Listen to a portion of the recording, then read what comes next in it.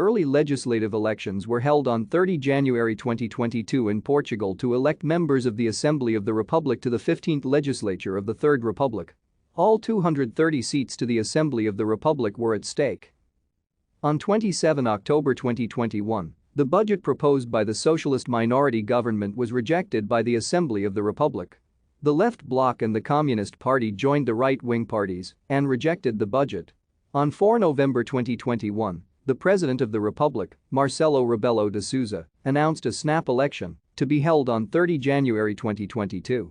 This election was the third one to happen in Portugal during the COVID-19 pandemic, as the country had a presidential election and local elections in 2021. The President of Portugal has the power to dissolve the Assembly of the Republic by their own will. Unlike in other countries, the President can refuse to dissolve the Parliament at the request of the Prime Minister or the Assembly of the Republic and all the parties represented in Parliament. Thank you for watching.